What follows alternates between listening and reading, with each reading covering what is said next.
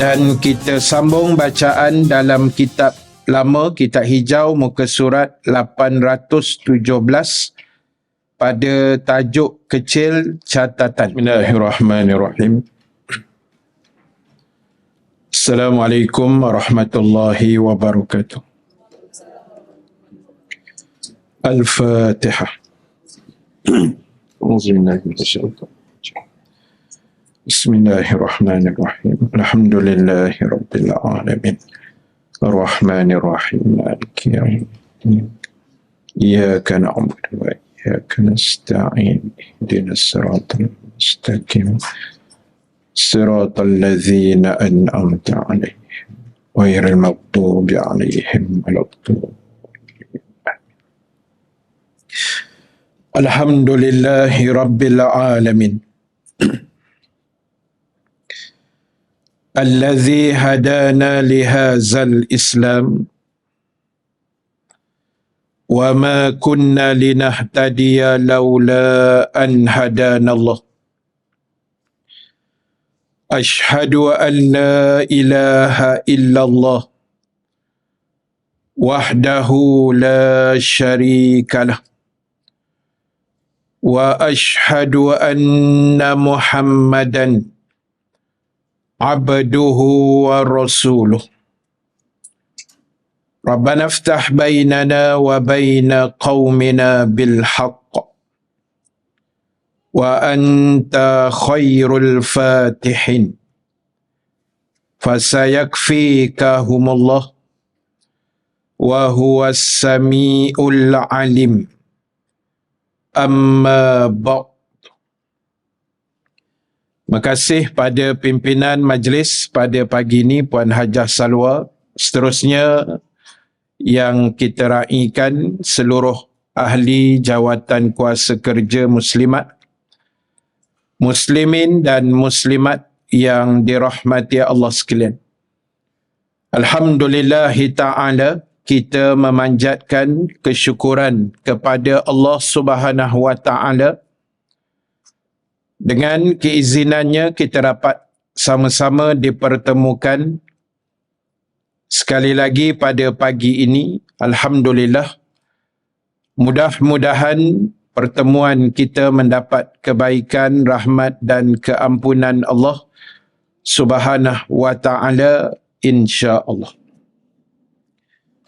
Muslimin dan muslimat, insya-Allah pada pagi ini seperti biasa kita akan sambung perbahasan dan perbincangan menggunakan kitab Al-Azkar, dan kita sambung bacaan dalam kitab lama, kitab hijau, muka surat 817 pada tajuk kecil catatan.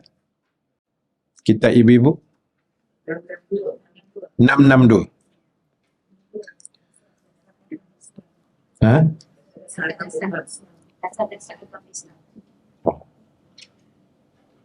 Lain. Lepas tu dia ada hadis kat situ. Hadis pertama, hadis kedua ada. Okey.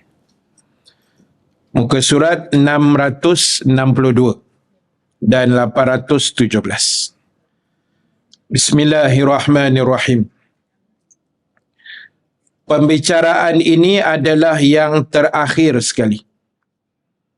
Maknanya apa yang kita akan jumpa hadis-hadis ni nanti, maknanya hadis, ada 30 hadis yang disenaraikan, dan selesai 30 hadis ni maknanya kambing lah. Itu cerita dia. Tamatlah kitab, itu maksud dia. Tapi tak tahulah, mungkin 2-3 bulan lagi ke, tak tahu lagi, ke hujung tahun kot. Baik, pembicaraan ini adalah yang terakhir sekali. Ada beberapa hadis yang merupakan pokok pangkal dari hal Islam. Sebenarnya para ulama berselisih pendapat tentang beberapa hadis yang menjadi dasar utama dalam hal Islam ini. Dan dari beberapa macam pendapat itu, kukumpulkan sebanyak 30 hadis yang termasuk dalam pembicaraan mereka. Jadi apa yang saya faham daripada apa yang dihuraikan di sini, maknanya penulis kitab ini dia merumuskan dalam kitab yang sangat tebal ini, dalam kitab Al-Azkar ini, ada beberapa tajuk ataupun hadis yang hangat diperbincangkan, diperbahaskan oleh ulama-ulama hadis. Bukan hangat dibincang oleh kita, bukan. Oleh ulama hadis. Kita ni tukang baca saja dan cuba amalkan yang paling terbaik. Jadi apa yang disimpulkan di sini, 30 hadis yang disenaraikan itu adalah dianggap hadis-hadis yang popular juga, hadis yang banyak dibahas dan dibincangkan. Jadi penulis kitab ini meletakkan 30 hadis itu sebagai kesimpulan ataupun rumusan daripada tajuk-tajuk awal sampailah penghabis yang kita dah baca dalam tempoh bertahun-tahun ini. Lama benar bunyi dia. Berapa? 14 tahun? Tua dah tu. 14 tahun, 15 tahun tu. Lama dah. Baik. Jadi insya-Allah kita akan go through satu persatu hadis ini. Dan mudah-mudahan sambil-sambil kita huraikan semula hadis-hadis yang berkenaan, insya-Allah ia memberi satu kebaikan, kefahaman dan juga peringatan buat kita bersama, dan yang paling penting kita dapat memanfaatkan segala ilmu yang kita belajar di sini dengan semua asatizah yang ada. Mudah-mudahan Allah berikan ganjaran yang terbaik buat kita semua, insya-Allah. Baik, hadis yang pertama, hadis daripada Sayyidina Umar bin Al-Khattab radhiyallahu anhu. Hadis sahih Imam Bukhari dan Imam Muslim. Innamal a'malu bin niyat. Kalau sambungan dia, innamal a'malu bin niyat wa innama likulli imri'in ma nawa. Faman kanat hijratuhu ila Allahi wa rasulih fa hijratuhu ila Allahi wa rasulih. Wa man kanat hijratuhu lid-dunya yusibuha aw imra'atin yankihuha fa hijratuhu ila ma hajara ilaih. Atau kama qala Nabi fil hadis. Nabi kata sesungguhnya tiap-tiap amalan itu bergantung kepada niat masing-masing. Dan kemudian kata Nabi, tiap-tiap orang dia mendapat apa yang dia niatkan. Dan kata Nabi, barang siapa yang berhijrah kerana Allah dan Rasulnya. Ini cerita sahabat Nabi lah secara khusus. Tapi secara umum, hijrah tu untuk kita jugalah. Nabi kata siapa yang hijrah kerana niatnya kerana Allah dan Rasul, maka hijrahnya itu adalah mendapat ganjaran pahala Allah dan juga kecintaannya kepada Nabi SAW. Tetapi kata Nabi, barang siapa yang hijrahnya lid dunya yusibuha, kerana dunia yang dia cari, dunia yang dia idam-idamkan, awim ra'atin yang kihuha, atau kerana perempuan yang ingin dikahwininya, fahijratuhu ila ma hajara ilaih, maka hijrahnya itu kata Nabi adalah apa yang dia niatkan itu. Sebab dalam peristiwa hijrah ni, ada sahabat yang memang bersungguh. Kita kata mereka ni ikhlas berhijrah kerana Allah dan Rasul. Mereka ikut arahan itu sebab arahan Allah dan Rasul. Tapi ada yang hijrah nak cari habuan dunia. Mungkin dalam fikiran mereka, Mekah masa tu dah sempit, susah, kena ganggu, kena halang, kena kacau, nama digugurkan. Contoh, di saat akhir kan, naya hidup kat Malaysia macam ni. Jadi akhirnya mereka beranggapan Madinah tu mungkin lebih selesa, lebih selamat lah. Jadi diorang hijrah kerana itulah. Dan ada seorang sahabat yang hijrah kerana nak kahwin. Itu yang Nabi sebut tu. Sebab markah dia dah tunggu dekat Madinah. Makwa dia dah ada kat Madinah. Jadi dia pergi tu sebab nak kahwin. Kan? Jadi pangkal hadis ni Nabi letak dia punya kunci. Nabi lock dekat situ. Nabi kata sesungguhnya tiap-tiap perbuatan diukur dengan niat masing-masing. Contoh. Sebab itu agama ajar kita sentiasa renew niat kita. Tak kira lah apa benda pun. Contohlah ibu-ibu datang pagi ni, apa niat dia? Apa yang ibu-ibu, tuan-tuan niat, itu yang kita akan dapat. Kalau kita niat dari rumah tadi, aku datang dari rumah ni ya Allah, datang Dewan Fatimah Az-Zahra ni, aku nak mengaji. Aku nak tadah kitab, tadah telinga, aku nak ambil ilmu. Maka insya-Allah ilmu yang dia akan dapat. Apa yang kita niat. Kita nak cari keredaan Allah. Aku mengaji ni nak cari juga redha Engkau, rahmat Engkau ya Allah. Kita dapat yang tu. Tapi kalau kita niat, katalah, contohlah. Kita niat, aku datang pagi ni ya Allah, nak jumpa kawan. Lama tak jumpa, sejak balik daripada utara tu hari. Kan? Lama tak jumpa ni. Jadi, dapatlah kawan. Kan? Jumpalah kawan yang kita niat tadi. Atau kita datang niat nak tengok wajah ustaz. Ada ke niat kita? Tak ada kot, no? Ini contoh, saya bagi contoh, bagi faham. Jadi tak payah ditendung sangat wajah ustaz tu. Sebab wajah ustaz ni sama ya, dia tak berubah kot mana pun kan. Jadi apa yang kita niat, itu yang kita dapat. Berubah saiz lah. Baik, jadi apa yang kita niat, itu yang kita akan dapat. Jadi kalau niat baik, insya-Allah baik yang kita dapat. Kalau niat tak eloklah yang kita dapat.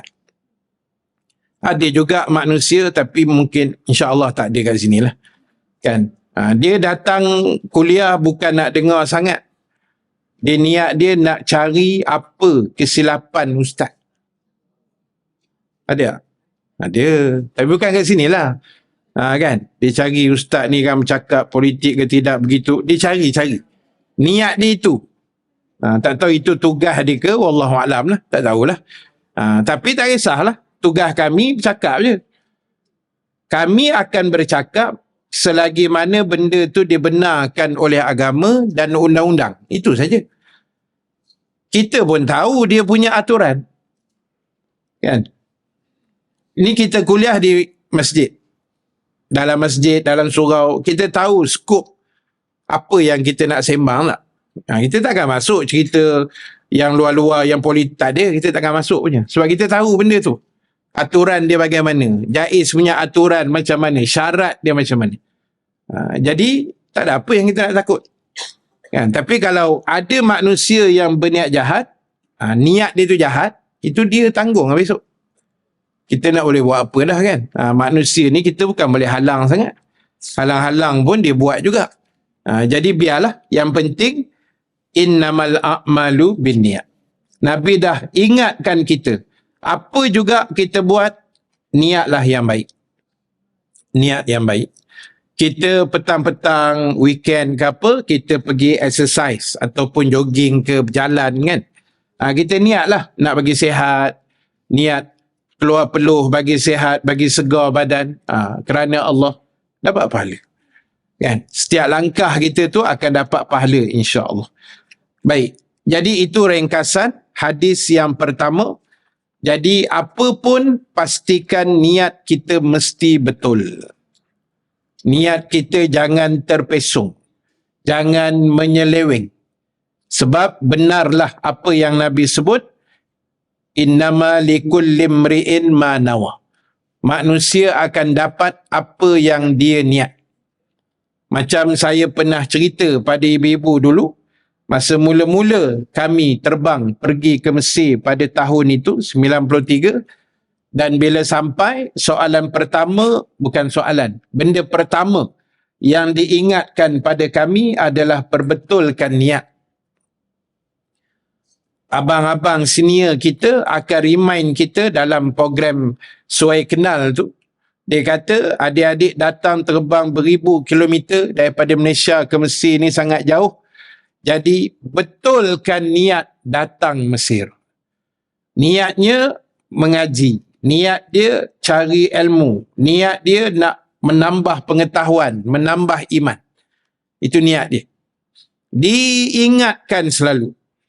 Tahun depan datang pula pelajar baru, kita pula ingatkan orang. Benda yang sama.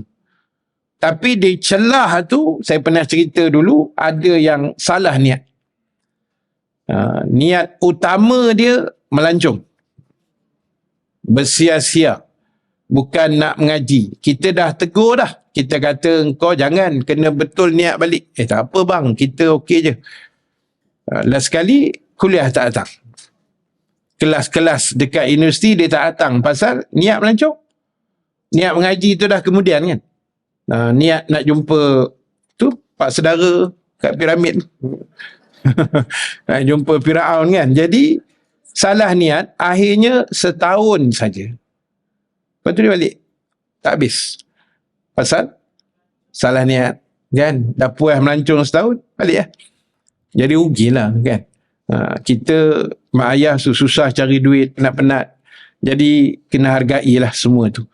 Jadi itu bukti yang memang kita tengok sendirilah depan mata kita. Bila salah niat ni, memang betul lah Allah akan bagi apa yang kita niat. Na'udzubillah, jangan niat yang bukan-bukan. Baik, kemudian hadis yang kedua. Daripada Sayyidatina Aisyah radhiyallahu anha ummul mukminin. Baginda Rasulullah sallallahu alaihi wasallam telah bersabda, "Man ahdatsa fi amrina haza ma laysa minhu fahuwa rad." Yang bermaksud hadis Imam Bukhari dan Muslim. Sesiapa yang membuat suatu perkara baru pada urusan agama kami ini yang bukan termasuk daripadanya, maka ia adalah tertolak. Maksudnya di sini, yang istilah yang biasa kita dengar bid'ah-bid'ah itulah. Kita mengadakan benda-benda baru yang agama tak suruh kita buat. Dan, dia ada tambahan sikit. Yang agama tak suruh pun kita buat. Dan ianya bercanggah. Bercanggah dengan agama, bercanggah dengan arahan Allah dan Rasul. Maka itulah benda yang akan reject. Kalau buat, dia akan ditolak oleh Allah. Ada pun benda-benda lain yang masih melibatkan agama. Dan ianya tidak dilarang. Walaupun Nabi tak pernah buat. Maka kita boleh buat. Saya akan bagi beberapa contoh. Benda yang mungkin Nabi tak pernah buat, tapi zaman kita ada benda tu. Kita buat, dan benda tu pula tidak ada larangan yang melarang daripada kita buat. Maknanya tak ada kata Nabi ke tak bagi ke, tak ada. Cuma Nabi je tak buat. Contoh, ada orang cakap, ni memang ada ni, sambut maulid Nabi itu bid'ah. Ada tak? Ada orang cakap. Ada orang kata sambut maulid ni bid'ah sebab Nabi tak pernah sambut. Memanglah sebab Nabi lahir. Macam mana Nabi nak menyambut pula? Dia lahir. Kan? Jadi dia gini, ibu sekalian. Walaupun Nabi tak pernah sambut, tapi Nabi meraihkan birthday dia. Ataupun maulid itu. Bukti dia, bila Nabi puasa hari Senin, sahabat tanya Nabi, pasal apa engkau suka puasa hari Senin? Sebab dia adalah hari lahir aku. Hari aku dilahirkan. Jadi ada link ni dekat situ. Maknanya Nabi juga seronok dan meraihkan hari kelahiran baginda yang mulia. Dengan Nabi berpuasa sunat pada setiap hari Isnin. Dan ada juga riwayat yang menyatakan seksaan kepada pak saudara Nabi, namanya Abu Talib, yang mati dalam keadaan kufur kepada Allah, diringankan seksaannya pada setiap hari Isnin. Sebab Abu Talib adalah antara manusia yang sangat gembira dengan kelahiran anak saudaranya Rasulullah pada ketika itu. Jadi kita nak sambut, apa ada masalahnya? Oh, dia kata sahabat tak pernah berarak, beria-ria macam kita pegang spanduk. Biarlah, sebab sahabat dia tengok Nabi, Nabi ada masa tu. Iman mereka kuat. Kita ni dah 1400 tahun jauh pada Nabi. 1400 tahun ni, ibu sekalian, tempoh yang panjang. Macam-macam boleh jadi 1400 tahun tu. Jadi, sebabkan kita punya jarak dengan baginda dah terlalu jauh, kita pula kurang mengingati Nabi. Jadi, apalah salah sebulan dalam Rabiul Awal ini kita pulun nak ingat Nabi, buat program sana sini, apa masalah dia? Okeylah. Kita sambut maulid, ceramah, zikir, lepas tu buat majlis selawat, bernasyid-nasyid sikit, memuji Nabi. Bukannya joget, entah apa-apa kan. Yang lara-lara tak ada. Semua majlis maulid, semua elok je saya tengok. Tak ada apa pun. Kan? Selagi tidak bercanggah dengan sunnah, jalan je. Tak payah bising-bising. Jadi, kita buat, ada tak pahala? Selagi ada kebaikan, insya-Allah ada pahala. Tapi kalau benda tu kita buat, Nabi tak buat. Kita buat sesuatu, Nabi tak buat. Saya ulang balik. Kita buat, tapi benda tu Nabi tak buat, bukan bermakna kita tak boleh buat. Sekali lagi. Nampak macam blur sikit ni. Kita buat, Nabi tak buat.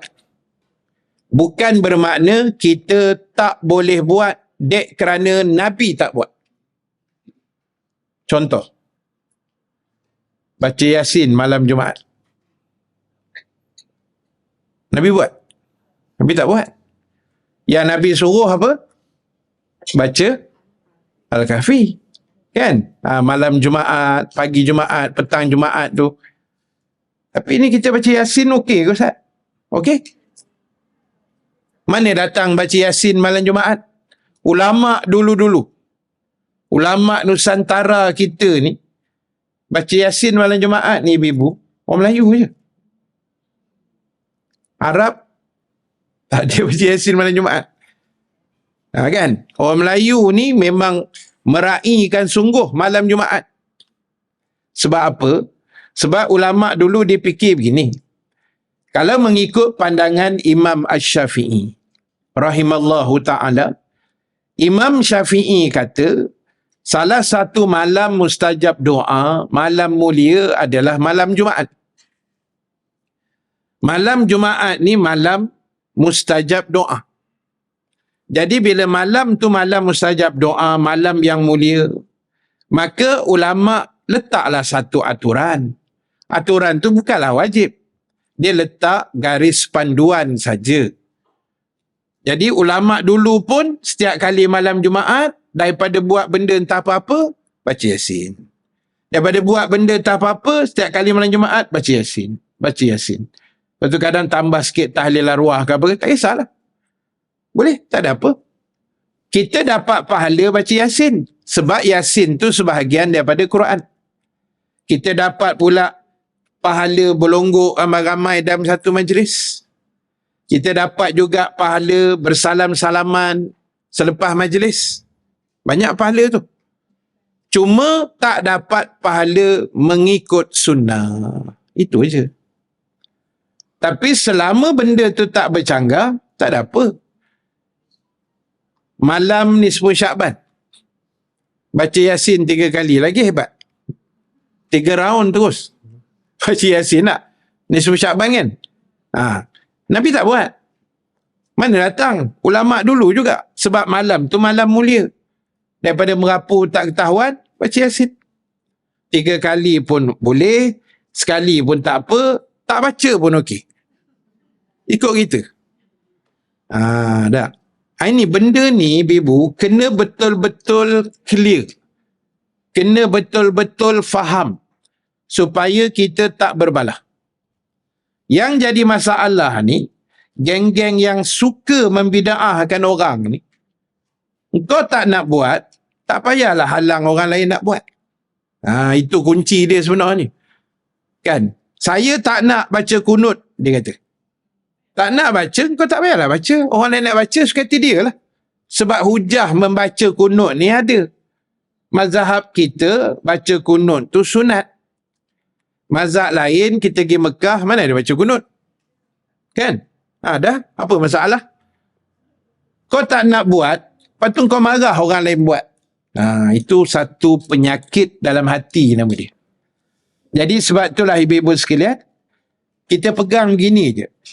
Selagi benda tu tidak menyanggahi agama, maknanya masih dalam ruang skop agama izinkan, paling tidak diharuskan benda tu, boleh, jalan je.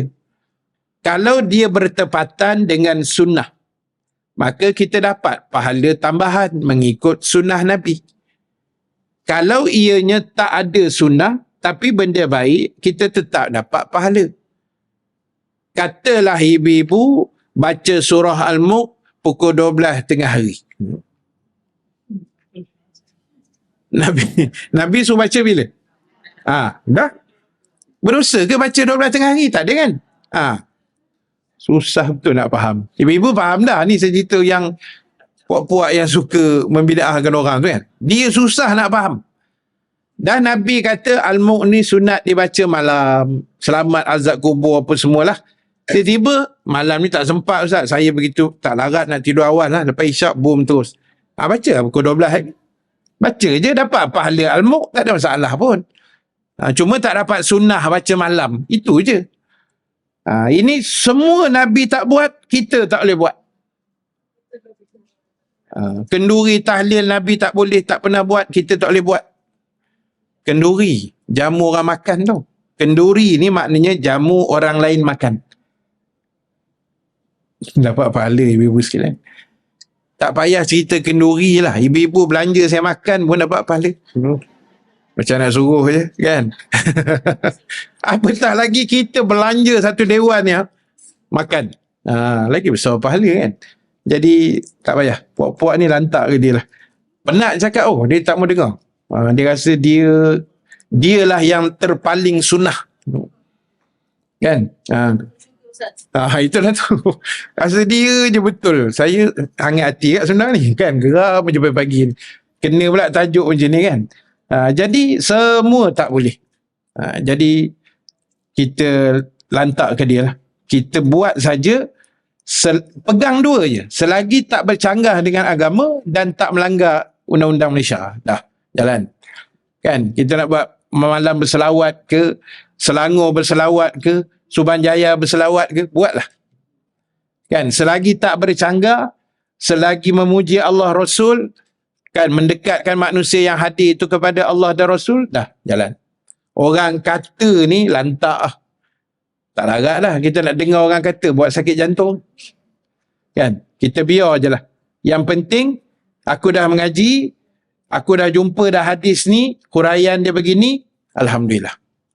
Kan? Saya senang je ibu-ibu sekalian, sebab benda ni memang dibincang oleh ulama. Bukan saya pandai pula hurai pagi ni, bukan. Saya menghuraikan itu berdasarkan apa yang ulama telah huraikan. Dia letakkan garis panduan ibadah macam ni, macam ni, macam ni. Talqin tak boleh baca.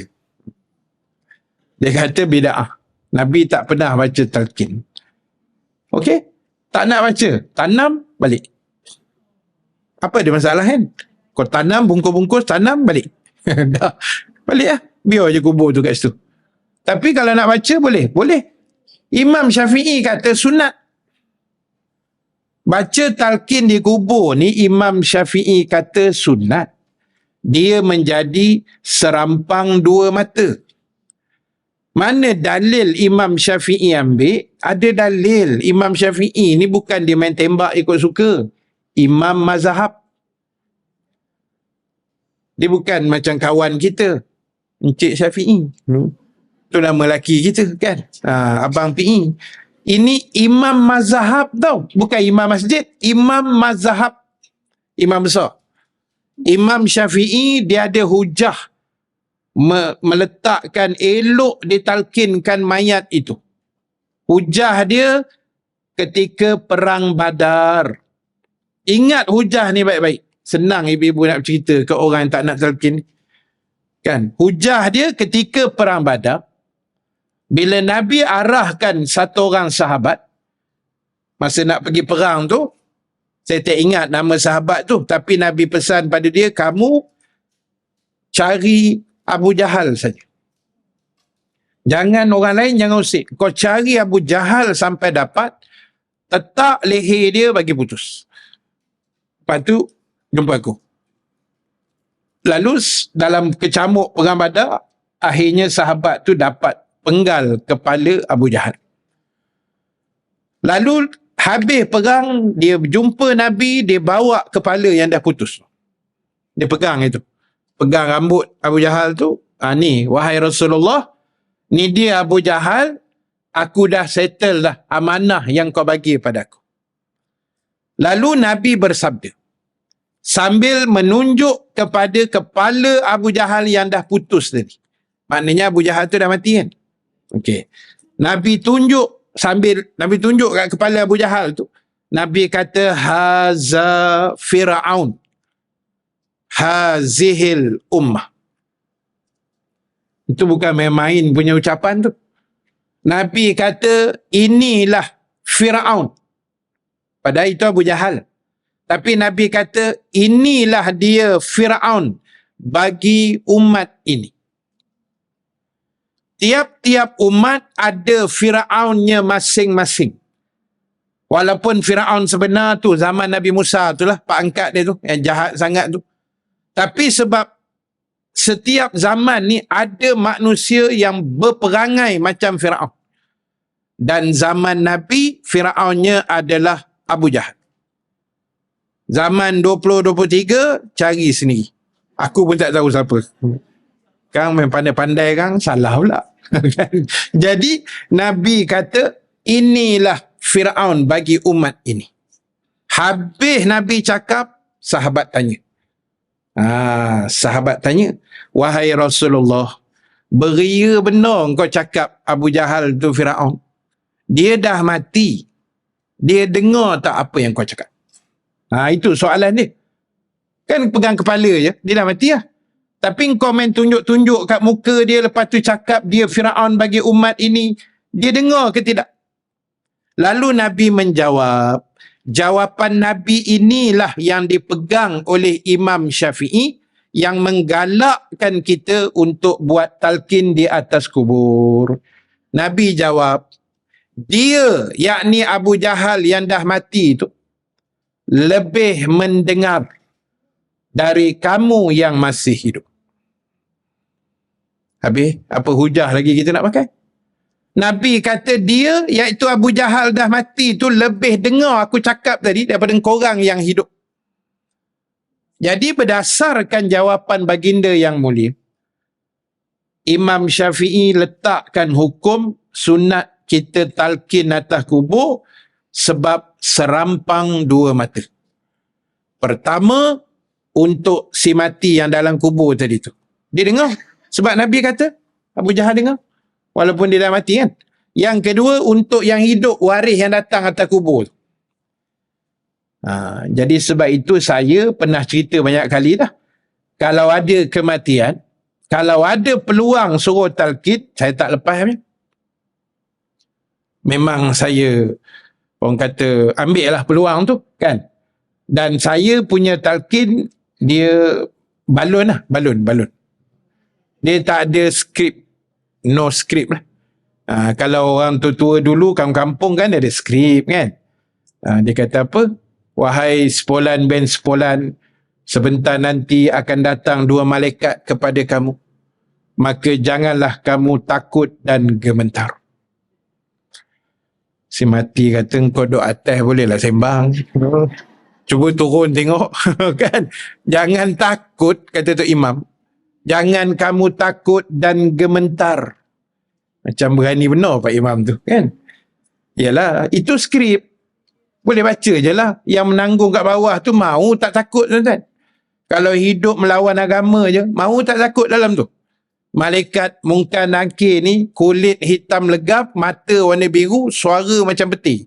Tak takut. Oh sedap betul skrip Tok Imam. Kan? Jangan kamu takut dan gementar, jawablah dengan lidah yang fasih kan. Itu skrip. Tapi saya tak ada. Saya, Ustaz Farhan, kami satu geng lah. Ustaz Dasuki sekali lah tu. Kan? Kalau talqin ikut sempat dalam kepala je. Kita buat macam kuliah je. Saya pernah saya talqin sekali tu hari. Sebab kita lebih nak tembak yang hidup ni. Yang mati tu dia nak mati lah. Dia nak menanggung kat bawah tu kan. Ni yang hidup datang seluar pendek lah apa semua ni kan. Itu yang nak ditembak. Saya kata hari ni kita dah melihat dengan mata kepala kita. Salah seorang ahli keluarga, adik-beradik, kawan-kawan kita yang kita kasih telah pun meninggal dan sekarang jasadnya berada 7 kaki di bawah tanah. Dan saya berpesan kepada semua yang hadir, ambillah kematian ini sebagai suatu yang menginsafkan kita. Yang pertama, jaga solat kita masing-masing. Ingat, yang dah mati dia dah tak boleh dah nak solat. Takkan kita yang hidup tak solat? Makanya sama kita dengan orang yang dah mati tadi. Ambil sebiji. Kena sebiji. Lepas tu cerita aurat ke apa-apa yang berkait. Dan jangan panjang sangat talqin. Sama saya cerita dulu, khutbah nikah pun sama. Jangan berjela sangat. Pengantin dah ngeletar nak kahwin. Jadi kita beria-ria khutbah. Khutbah nikah pun sama juga. Kalau saya ada peluang, memang saya tembak pengantin baru dan pengantin lama sekali. Keluarga pengantin yang datang tu kita balon sekali. Kan, tanggungjawab lah apa begitu begini. Jadi boleh je, tak ada apa pun. Kau tak nak talqin, tanam balik. Dah, settle. Tak nak buat tahlil ke apa, tak mau, tak apa. Kita hormati pandangan itu. Kita hormati pandangan dia yang kata tak nak buat. Dan tolong hormat pandangan kami yang nak buat. Baru adil. Kan? Jadi cukup. Kes tu kita tutup setakat tu dulu. Sebelum keluar cerita lain yang lebih pandai. Kan? Jadi itu hadis yang kedua. So kesimpulan dia tadi, hadis kedua ni, iaitu kita pegang selagi tidak bercanggah dengan agama, agama benarkan, dan benda itu memang dah, kalau masyarakat kita ni dah masyhur benda tu. Contoh masyhur ni macam tadi lah. Malam Jumaat baca Yasin, Nisfu Syakban, 3 kali Yasin. Bukan wajib Kalau nak buat, tak buat tak kisah. Lepas tu kalau ada kematian kadang kita buat tahlil arwah kan. Tak apa, jalan je. Kalau nak buat, tak mau buat sudah. Tak ada masalah. Baik, hadis yang ketiga. Panjang sikit. Daripada Nu'man bin Bashir radhiyallahu anhu, ia berkata, Sami'tu Rasulullah sallallahu alaihi wasallam yaqul, Innal halala bayyinun wa innal harama bayyinun wa bainahuma mushtabihat la ya'lamuhunna katsirun minan nas.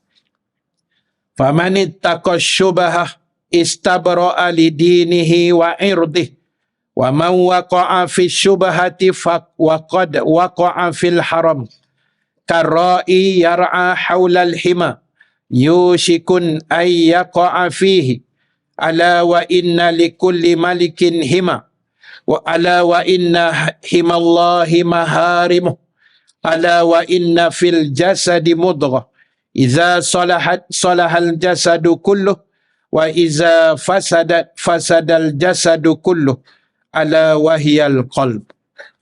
Yang bermaksud daripada Nu'man bin Bashir radhiyallahu anhu, ia berkata, Aku mendengar Rasulullah sallallahu alaihi wasallam bersabda, Sesungguhnya yang halal itu jelas dan terang, yang haram itu juga jelas dan terang.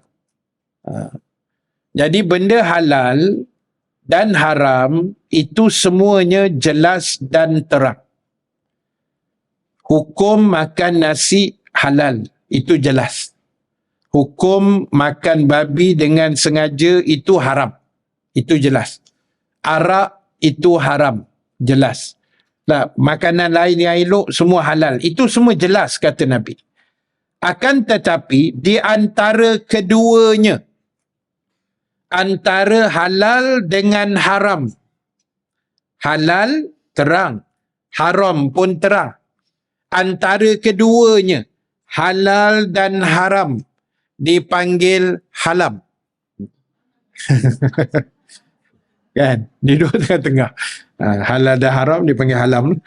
Baik, jadi antara keduanya itu Nabi kata adalah perkara kesamaran. Orang Arab kata syubhah. Orang Melayu kata syubhat. Dia sebenarnya Arab juga dua-dua tu. Kan? Syubhah sebenarnya. Sebab dia huruf ta tu kan. Orang Melayu syubhat lah. Syubhat. Tapi syubhat Melayu lain maksud dia. Bersubahat maknanya apa? Macam bersetongkol lah. Bersetongkol, dia bagi kerjasama, dia join sekali lah, dia panggil bersubahat. Syubahah dalam Arab ni lain, dia meragukan. Antara halal dan haram ada benda tengah-tengah tu kata Nabi yang meragukan. La ya'lamuhunna katsirun minan nas. Nabi kata ramai orang tak tahu benda tu dan tak ambil peduli. Dan Nabi bagi satu amaran. Siapa yang terlibat dengan benda syubhat tadi, bererti ia telah terjerumus. Kejap. Ada sambungan sebelum tu. Siapa yang memelihara diri dari syubhat, bererti dia telah menyelamatkan agama dan kemuliaan peribadinya. Ni orang yang jaga benda syubhat ni. Benda-benda ragu kan, kita tak ambil, kita tinggal, kita elak, ini orang yang baik lah. Yang jaga agama dia dan peribadinya. Siapa yang terjerumus dalam perkara syubhat, bererti kata Nabi, dia telah terjerumus ke dalam perkara yang haram. Contoh syubhat yang meragukan ni apa? Kita pergi pasar raya. Kita pegang satu jenama. Satu benda katalah sos atau kicap ke apa-apa je lah. Makanan yang kita nak beli. Tapi kita pegang tu, dia ragu-ragu. Katalah ni botol sos. Kita pegang tu rasa macam halal ke haram ke. Kita pun belik tengok logo halal Jakim tak ada. Tulisan pula bergulung. Lepas tu hati kita pun dah bergulung sama kan. Halal ke haram? Halal ke haram? Jawapan dia letak. Letak jangan ambil. Sebab ragu-ragu. Orang yang letak balik, dia tak jadi ambil, dia cari yang betul-betul clear punya. Maka orang ni dia anggap orang yang jaga agama, jaga maruah diri dia. Orang baik lah. Bukan senang . Ada orang dia siapa? Halal je lah, zak masuk dalam troli. Betul. Kadang dia tengok ini murah ni, bergulung pun cap naga kepala 2, murah ni kan. Jadi dia tengok murah, dia kena ingat murah ke mahal, agama tu lagi mahal. Jangan kira murah aja kan. Maruah diri kita mahal, agama kita mahal. Jadi yang ragu-ragu tadi ni benda yang dia duduk tengah tau, antara halal dan haram. Tapi kalau kita pegang botol arak, itu tak payah ragu-ragu. Ni halal ke haram? Guniston is good for you, not for me. Halal ke haram? Lepas tu dia ambil. Tu haram jadah nama dia. No? Ambil botol arak tu ketuk kat kepala dia. Banyak sekadar betul. Benda dah jelas haram, kau jangan buat-buat heran pula kat situ. Kan? Tak boleh. Dia yang betul-betul mencurigakan. Halal ke haram? Tengok belik kan? Tak boleh ni, letaklah. Takut aku. Itu orang hebat. Kena jaga ibu-ibu. Saya percaya semua kita jaga benda tu. Saya kalau pergi pasar raya memang itulah benda dia kan. Kita, benda nak masuk perut, tak jadi darah daging semua ni. Itu satu. Kadang-kadang kedai makan. Sama tak? Ada satu kedai saya tengok dekat area Gombak satu masa dulu. Kedai tu masih ada pun. Kita boleh beza kedai mamak dengan kedai Hindu. Kan? Boleh beza. Walaupun kedai Hindu ni dia lebih familiar gambar dia punya billboard itu dengan daun pisang.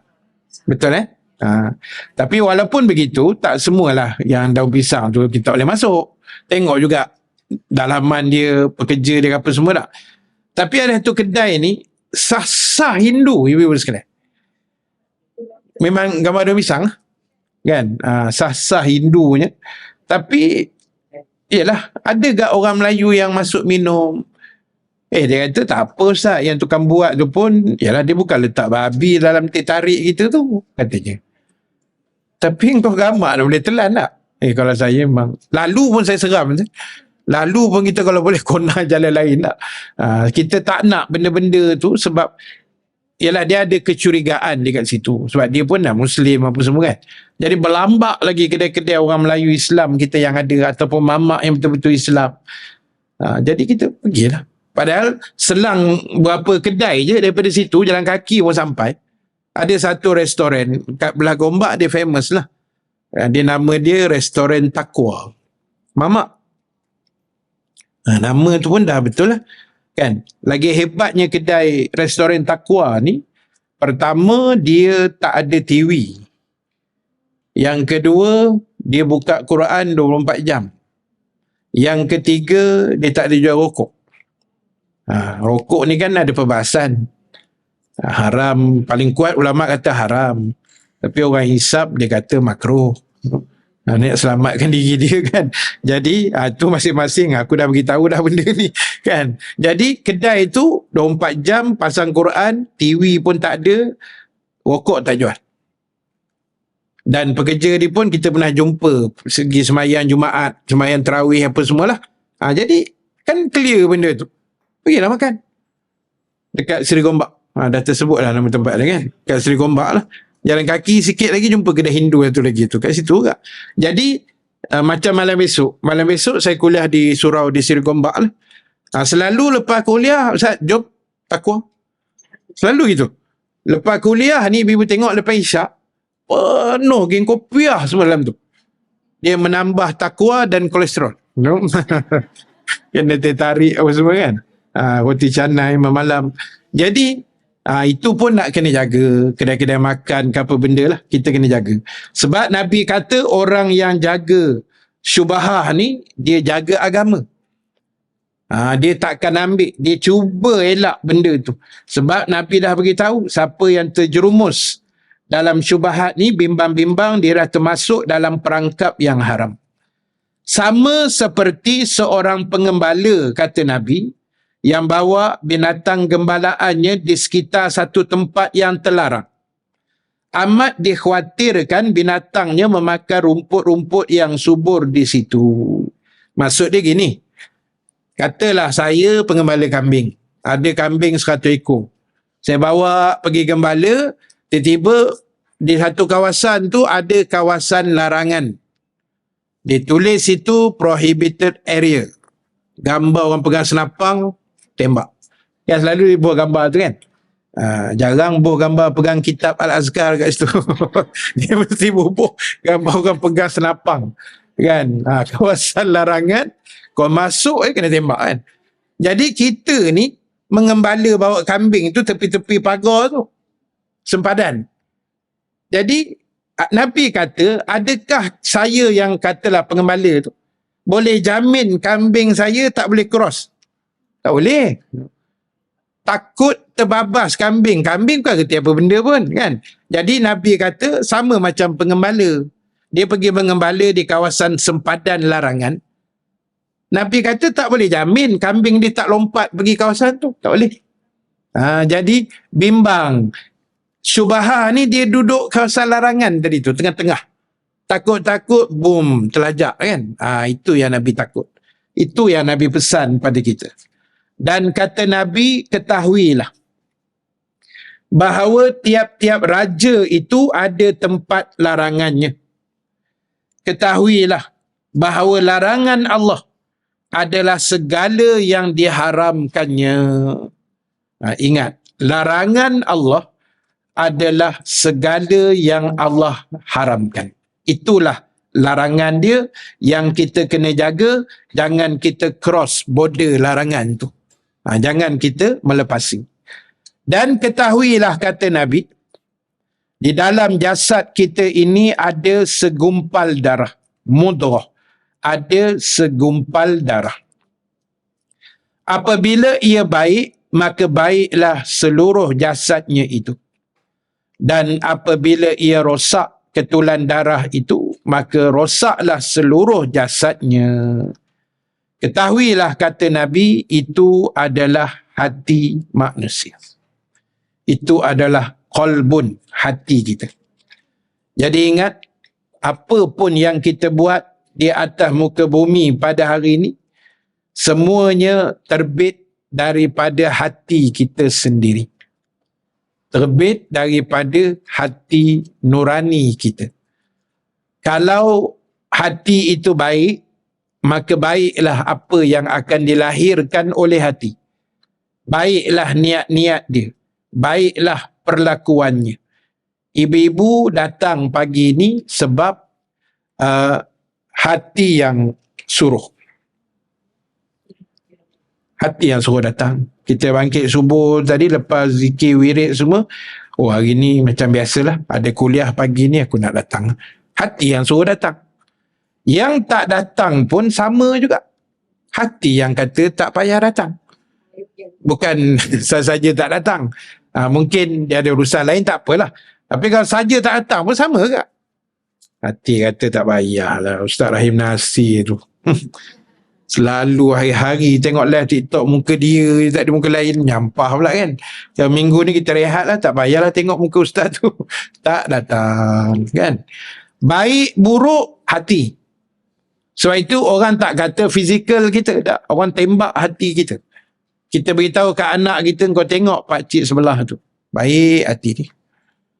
Bukan baik orang ni jarang kita sebut. Baik juga orang ni, tapi biasa orang tembak hati dia. Mak tak nak kau jadi macam makcik sebelah ni. Jangan terasa. Makcik-makcik jangan terasa pula. Ni makcik sebelah. Tak tahu sebelah mana lah. Kan? Jangan jadi macam makcik sebelah ni. Busuk hati ni. Kan? Kuat membawa. Contoh tak? Jadi, hati ni tempat ditempelkan baik atau buruk. Dan ulama sebut hati menjadi sarang rebutan iblis dan malaikat. Jadi beruntunglah kita yang malaikat bersarang dalam hati kita. InsyaAllah di situ akan mengilhamkan perkara yang baik-baik. Kan? Sebab kita ni kadang-kadang hati ni dia memang very sensitive lah. Kadang suami salah cakap, kita kecil hati. Terasa. Isteri pun terlepas cakap, suami pun kecil hati. Kan? Sama je dua-dua sebenarnya. Walaupun suami nampak misai bergulung sangat, tapi jiwa dia tu memang macam tu. Kan, orang lelaki ni. Kan? Dia punya hati tu kadang kalah budak-budak lagi. Kan? Dia punya sensitif tu. Jadi, hati ni dia memang macam tu, ibu-ibu sekalian. Dia cepat terasa, cepat berubah hati, cepat terasa hati, cepat pedih hati, sakit ulu hati. Semua ada. Kan? Hati ni banyak sungguh orang Melayu ni. Kan? Hati batu, kecil hati, sakit hati, makan hati. Makan hati tu paling ngeri tu. Dan paling suka buat hatilah. Kan? Lepas tu banyaklah yang melibat hati ni, banyak simpulan bahasa ni. Kan? Yang melibatkan hati ni. Jadi ingat, hati kita ni dia memang macam tu. Senang berubah hati orang panggil kan. Tadi dah janji dengan geng lah. Kita ada geng kan, grup kita, geng 4 nama dia. 4 orang je dalam grup tu. Macam kena je ni. 3 je. Dah janji dah dengan geng 4, geng 3 kan. Lepas kuliah ni nak pergi Maidin ke mana lah. Tak tahu berubah hati pula dah. Kan, kata tak jadi lah, tengok macam nak hujan je, tak syok kan. Tukar besok. Jadi hati ni memang macam tu. Nabi kata, hati kita lebih laju berubah. Lebih laju daripada makanan yang sedang mendidih lah, menggelegak dalam periuk. Kita rebus telur, lepas 5 minit, berlaga-laga telur dalam periuk tu, berpusing-pusing. Hati kita punya berpusing ni lebih laju daripada telur yang menggelegak tadi tu. Dia punya turning dia tu, kan, dia punya twist dia tu lebih laju. Tadi baru je janji begini, dah bertukar pula dah. Tak jadi pula. Tadi beria sangat macam nak jadi satu kereta ni. Lepas tu dah tak jadi pula dah. Kan? Ini contoh saja kan. Jadi sebab itu ibu-ibu sekalian, kena jaga satu benda lah. Bab hati ni kena jaga satu benda, iaitu jangan kita cepat berprasangka buruk. Itu kena jaga betul-betul. Apa keadaan, usahakan husnuzon, bersangka baik. Hati ni kadang-kadang dia memang begitulah ibu-ibu. Dia cepat nak sangka buruk. Kan? Saya dapat berita, mungkin ada juga ibu-ibu dapat berita ada satu kes yang ustaz tu hilang. Ada dapat? Ada kan? Ustaz, bukan. Ni yang kat sini. Ada satu ustaz ni, mungkin ibu-ibu mungkin pernah dengar nama Ustaz Hasnil Abu Bakar. Ustaz Hasnil ni dia biasa kalau haji dia dengan tabung haji travel. Dia selalu kalau musim haji, Aikim akan live dengan dia daripada Mekah. Dia memang syahdu sikit. Ustaz Hasnil ni dia lembut. Dia ilmu dia hebat. Dia ada kembar. Satu Ustaz Hasnil adik, abang dia Ustaz Hasnul Abu Bakar. Saya pun tak tahu. Sebab dua-dua ni saya punya senior. Dia tua daripada saya setahun lah. Jadi senior saya masa belajar di Rawang dulu. Sekolah Agama Rawang. Dua-dua. Kembar dua-dua itulah. Jadi bila habis mengaji semua, saya dengan Ustaz Hasnil sambung Mesir. Abang Hasnul ni, saya panggil abang lah. Abang Nil dengan Abang Nul ni. Abang Hasnul ni sambung Jordan. Jadi viral 2-3 hari lepas dalam grup kami Ustaz ni, Ustaz Hasnul ni hilang. dah sebulan. Hasnul, abang dia. Hilang dah sebulan di Malaysia.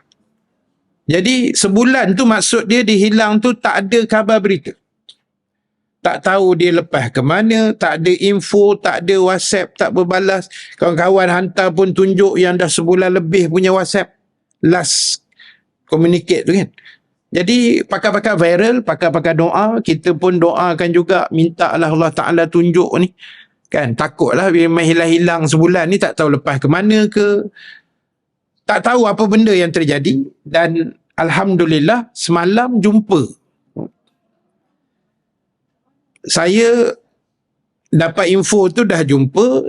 Saya tengok video pertemuan tu, Ustaz Asno dengan Ustaz Asnil ni. Tapi nampak Ustaz Asno yang hilang ni dia masih blur-blur sikit. Dia macam macam blur-blur sikit lah. Kita tengok video tu kan, dia macam blur je. Dan saya kuliah semalam dekat Serendah. Di Serendah. Satu surau di Serendah lah. Saya pun heran juga macam mana ada seorang pakcik ni, selepas saya selesai solat maghrib, sebelum saya nak naik berkuliah tu, terus dia jumpa saya. Dia kata, Ustaz, Alhamdulillah Ustaz Hasnul dah jumpa dah. Dalam hati saya, macam mana pakcik ni macam tahu aku ni dengan kembar ni rapat kan? Saya pun macam terkejut sekejap, tapi tak apalah. Saya kata, betul lah, saya pun ada tengok video tadi. Itulah Ustaz, saya dah hubungi dah keluarga beliau, jumpa dekat polis call daripada Seri Kembangan. So jumpa kat Seri Kembangan ke macam mana tak tahulah. Jadi pakcik ni kata cuma family dia belum bagi tahu apa sebenarnya yang berlaku. Wallahu ta'ala alam. Cuma pakcik tu kata ke saya bimbang Ustaz, takut dia punya handphone dia kat bank dia ke apa semua hilang kan. Tu tak tahu ceritalah. Jadi tu saya kata tadi, itu benda yang saya rasa sangat gembira lah untuk saya yang kenal dua beradik yang Ustaz ni. Sebab Ustaz Asno ni dia kerja dengan Majlis Sukan Negara. Dan dia juga kadang-kadang terlibat dengan, dia macam Ustaz lah. Dia memang Ustaz, tapi dia kerja dekat MSN tu sebagai Ustaz, guru agama untuk atlet Malaysia. Macam Sekolah Sukan Bukit Jalil. Lepas tu kalau ada atlet Olimpik ke apa kan, diorang longgok dekat Bukit Jalil ni kan. Jadi dia lah yang akan bagi ceramah ke, nasihat agama macam tu lah. Tapi dia boleh hilang tu, saya rasa macam pelik agak lah. Kan, tak tahu dia hilang atas dunia ke, masuk alam sana ke, wallahu ta'ala alam. Itu yang saya kata, hati kita tadi ni kena tahan. Kan, jangan kita cepat berprasangka buruk. Kan, ataupun apa-apa yang tak elok. Jadi sebab itu, yalah, pada saya itu satu perkara yang jadi pengajaran pada kita juga. Dan yang saya syukur lagi bila dah jumpa dalam keadaan selamat lah. Kat bank apa hilang tu, itu cerita lain lah. Yang penting dia selamat dulu kan. Dia masih hidup dan dia selamat, Alhamdulillah. Sebab anak isteri pun lama dah menunggu, sebulan. Diorang buat report pun dah lama dah sebenarnya. Tapi baru viral selepas sebulan. Saya pun tak tahu kenapa. Jadi viral, Alhamdulillah jumpa kan. Itu dahsyatnya kuasa viral juga. Dengan izin Allah lah kan. Kita kata benda ni dengan izin Allah. Jadi ibu-ibu sekalian, balik pada cerita kita tadi. So kita sama-sama dan pakat jaga hati kita masing-masing. Jangan cepat sangka buruk, buat tuduhan liar. Bersihkan hati kita, jaga niat kita, insya-Allah Allah akan beri yang terbaik pada kita semua, insya-Allah. Amin ya rabbal alamin. Dan hadis yang keempat itu kita akan sambung insya-Allah biiznillah pada jadual kita awal Oktober. 2 hari bulan Oktober. Isnin yang pertama insya-Allah. Baik. Wallahu ta'ala a'lam. Terima kasih pada ibu-ibu muslimin juga, muslimat dan semua yang menonton live kita pada pagi ini. Terima kasih banyak. Moga-moga ada manfaat yang boleh kita ambil bersama. Kita jadikan pengajaran bersama insya-Allah daripada apa yang kita kongsikan tadi. Dan sedikit kesimpulan akhir. Yang pertama sekali, macam biasa, kita jaga niat kita masing-masing. Pastikan niat kita ikhlas, niat kita betul kerana Allah Subhanahu wa Ta'ala. Dan yang kedua, kita ingatkan bersama, apa juga arahan agama, kita cuba buat dengan sedaya dan sebaik yang mungkin. Walaupun kadang-kadang perkara itu tidak dilakukan oleh Nabi SAW, tetapi selama mana ianya tidak bercanggah dengan agama, maka kita diharuskan atau dibenarkan untuk melakukannya, insya-Allah. Dan yang ketiga, seperti biasa, jangan tinggalkan majlis ilmu walau di mana sahaja kita berada. Mudah-mudahan Allah beri yang terbaik kepada kita. Dan yang keempat, selalu tiga je, ini tambah satu lagi, yang keempat, sempena dengan kita berada dalam bulan Rabiul Awal. Hari ini 2 Rabiul Awal. Jadi saya seru untuk diri saya dan kita semua, banyakkan selawat. Sebagai bukti sayang kita pada Nabi SAW. Dan kalau boleh, Rabiul Awal ni paling banyak kita selawat berbanding bulan-bulan Islam yang lain. Sebagai bukti kita sayang, kita kasih dan kita merindui Rasulullah sallallahu alaihi wasallam pada setiap hari, insya-Allah. Terima kasih pada semua yang hadir, yang menonton. Mudah-mudahan Allah memberkati pertemuan kita pada pagi ini. Dan ada 2 perkongsian ringkas sebelum saya serahkan majlis. Yang pertama, seperti biasa, kutipan tabung kebajikan dan juga tahfiz Ustaz Farhan Suhud lah, macam biasa, insya-Allah. Dan yang kedua, pagi ni saya bawa sedikit jualan yang mungkin dah lama juga saya tak bawa. Ada 3 jenis jualan yang saya bawa pagi ni. Yang pertama, tamar koko tu, dia macam Milo lah, lebih kurang macam tu. Yang kedua ada sardin. Dan juga yang ketiga ada ubat gigi. Sardin Aminah. Aminah. Macam sardin biasa dalam tin. Jadi ada di meja luar sana. Nanti ada muslimat tolong jaga sekejap. Harga semua dah ada, saya letak di atas meja tu. Ibu-ibu mana yang berkenan boleh ambil lah dan bayar. Itu bukan program sedekah jariah, belum lagi, sabar. Tu kena beli, insya-Allah. Bolehlah beli, siapa yang nak beli, tidak ada paksaan, insya-Allah. Baik, itu saja, terima kasih. Kita tangguhkan dulu majlis dengan tasbih kafarah suratul As dan bacaan doa. Subhanakallahumma wa bihamdika nashhadu an la ilaha illa anta nastaghfiruka wa natubu ilaik. Bismillahirrahmanirrahim. Wal asri innal insana lafi khusr illa allazina amanu wa amilus solihat wa tawasaw bil haqq wa tawasaw bis sabr. Bismillahirrahmanirrahim.